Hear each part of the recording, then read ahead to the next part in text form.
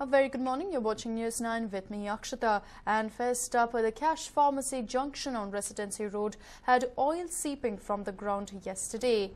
And the strange phenomenon has not yet stopped. Now oil is seeping out from another hole on the road. These are, of course, the scenes in front of the LIC building on Residency Road. No one seems to know the exact cause for the strange leakage. The BBMP mayor is now considering sending in engineers to examine the exact reason behind this strange phenomenon.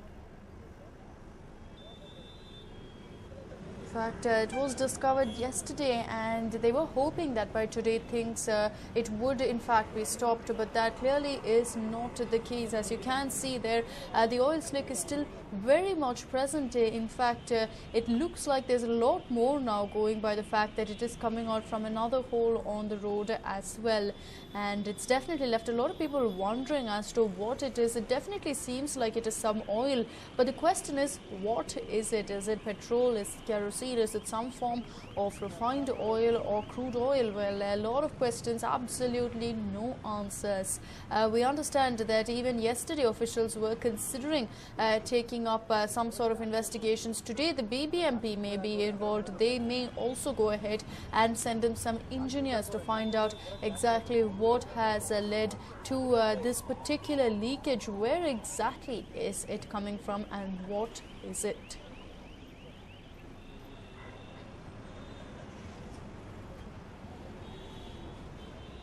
Well, this was a phenomenon that was seen even yesterday and today as well. It's still very much there, even despite the fact that there were strong winds, that there were rains. It looks like maybe some sort of pipe breakage, or exactly what it could be. There's absolutely no word.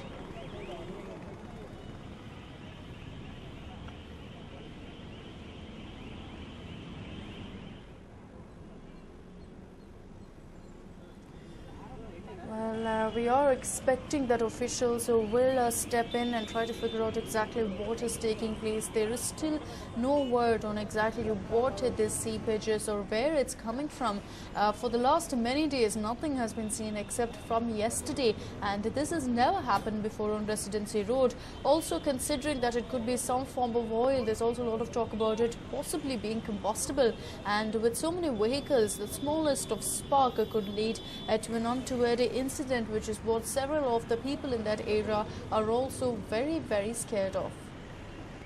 In fact, several people have gathered their onlookers present, trying to figure out exactly what it is. They are still, of course, left wondering if, in fact, someone will come and realize that this could be a potential threat for Bengalurians and provide some sort of answers to the people with regards to whether it is some form of oil and where it's coming from.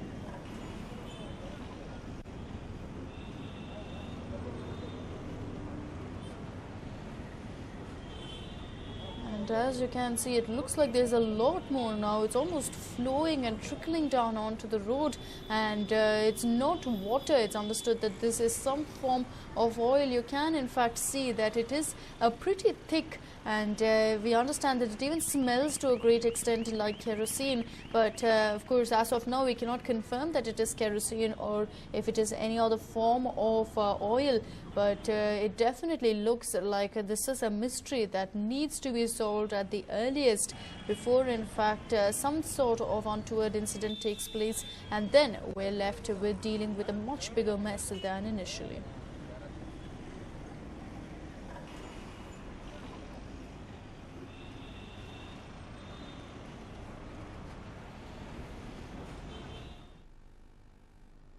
Well, a minibus rammed into a bike in Nelamangala today. The minibus that rammed into the bike belonged to Carle Garments. The bus driver refused to stop after the accident and sped away from the spot. The people later stopped the vehicle and beat up the driver. The injured have been admitted to a local hospital. Due to the accident, there were traffic snarls on National Highway 4. NH4 has been witnessing a lot of accidents, and this time around a mini bus rammed into a bike, injured 2 people and tried to speed away. Locals stopped the bus. As you can see, they also damaged the bus completely, and finally they also beat up the driver before they took him into custody.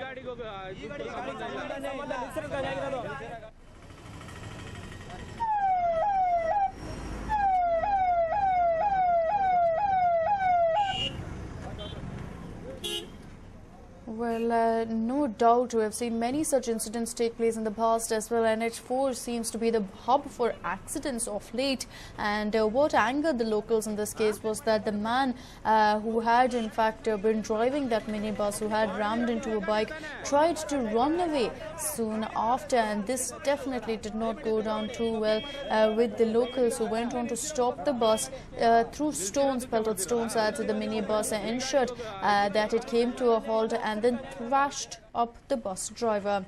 Traffic also came to a standstill due to all of this galata that was witnessed on NH4. The injured, of course, 2 of them from who were riding that bike have in fact been rushed to a hospital, is what we understand.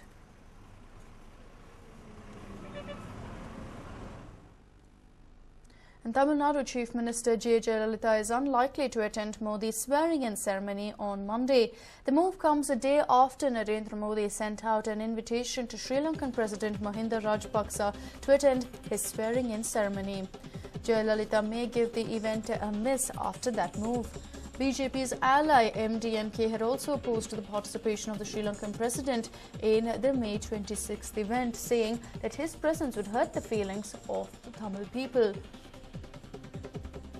Well, remember, Narendra Modi had sent out an invitation to all SAARC nations, but considering that Sri Lanka might in fact be present for the event, that Mahinda Rajapaksa, the Sri Lankan president, may be present, every Dravidian party will in fact in all likelihood skip that event. Jayalalitha, who was invited, considering that she is a personal friend of Narendra Modi, may also skip the event, keeping in mind the sentiments that the Tamil people hold with regards to Sri Lanka, especially against President Rajapaksa, considering of course that there are numerous allegations against him of war crimes. Besides that, Vaiko SL and his party MDMK have been opposing this move by Modi and the BJP, and they too may just skip the swearing-in ceremony.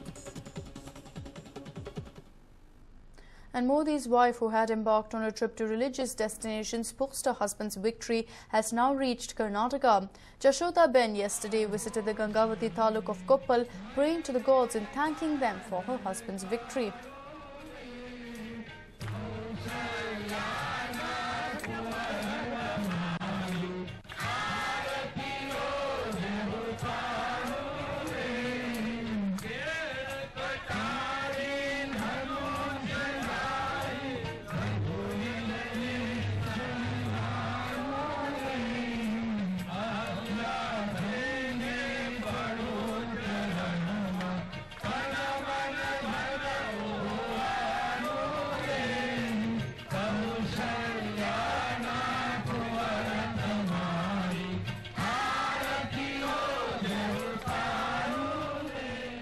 Jashoda Ben visited Negundi Pampa Sarovara. She also performed special puja on the Anjanadri Hills. She will arrive in Hospet by train. Later, she is expected to leave for Gujarat from KIA today.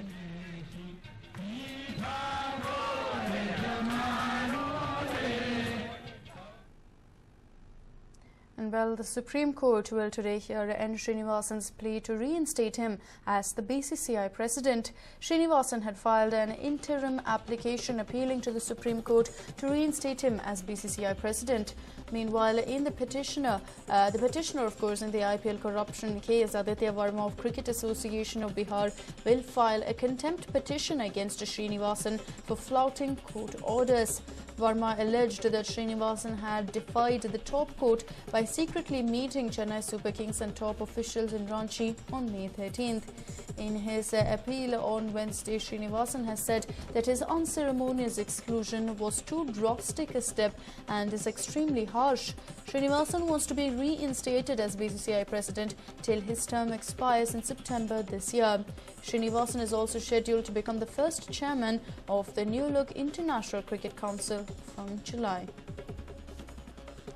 And time and again, Srinivasan has gone ahead and stated that it was rather unfair for him to be ousted from the BCCI. So now he has filed an appeal with the Supreme Court for the same, which will be heard today. It will be interesting to see if the Apex Court will go against its own previous order and actually go ahead and take up that petition and also change its verdict. But besides that, of course, Aditya Verma, the petitioner in the IPL corruption case, has also been alleging that Srinivasan did defy Supreme Court orders and has gone ahead and met Chennai Super Kings as well as top officials on May 13th in Ranchi.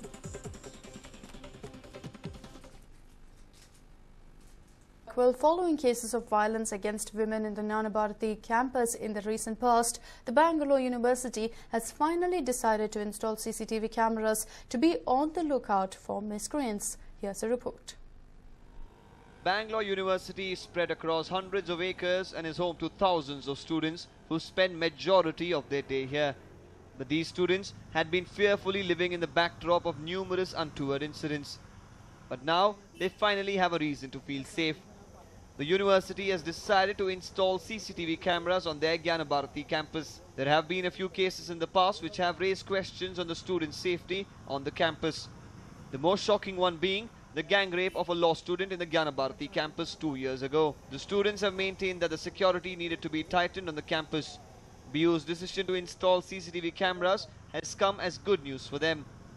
ಇವಾಗ CCTV ಇದ್ರೆ ನಮಗೆ ಗೊತ್ತಾಗುತ್ತಲ್ಲ ಬೇಗ ಅಲ್ಲಿ ಏನು ನಡೀತಿದೆ ಅಂತ. ಇವಾಗ CCTV cameras ಇಲ್ಲ ಅಂದರೆ ಏನೂ ಗೊತ್ತಾಗಲ್ಲ. ಸೊ ಅಲ್ಲಿ ಆ ಘಟನೆ ಮುಗ್ದೋಗಿರುತ್ತೆ ಅದು.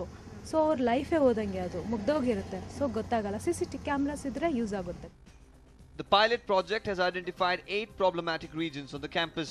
The cameras will be able to capture images and record videos and will also have the feature of a 360-degree rotation. Moreover, the cameras will be of high resolution and can capture visuals at a distance of more than 1 kilometer. The Gnana Bharati campus is spread across hundreds of acres and is home to 50 departments of the university. Be it the libraries, laboratories or classrooms, students are always seen going about their work in the vast campus. While the university claims to have enough guards to keep their students safe, the authorities have advised them to only travel in groups, especially in late evenings. The students only hope that the CCTV cameras will be enough to spread fear among the wrongdoers and make their campus a safe place. Amruta Patil for News9, Bengaluru. And the government has issued a new timetable of events relating to CET procedures like counselling, documents verification, seat allotment, etc. Here's a report on the new timetable. It seems like the government has woken up. The last time the Comet K exam was conducted much before the allotment of seats under the government quota was done. An order has been issued from the Ministry of Higher Education headed by R.V. Deshpande, which has directed the officials of the Karnataka Examination Authority to conduct CET counselling on June 2nd itself, as against the earlier date of June 5th. This time around 1,40,000 students have taken up the CET exam. The Higher Education Department is of the opinion that there will be a lot of documents that need to be scrutinized. Therefore, more time was needed in this regard. Also, the government wants to ensure that the students are not put through any hardship. The government has further instructed the department concerned to finish the process by July 19th. Actually, we had published the schedule of events for our CT 2014 in our brochure in advance. But because of government direction and because of other requirements, we have little preponed the programs. That is, we had scheduled for completion 30th July as per earlier schedule. Now it is preponed and going to be completed on 19th of July.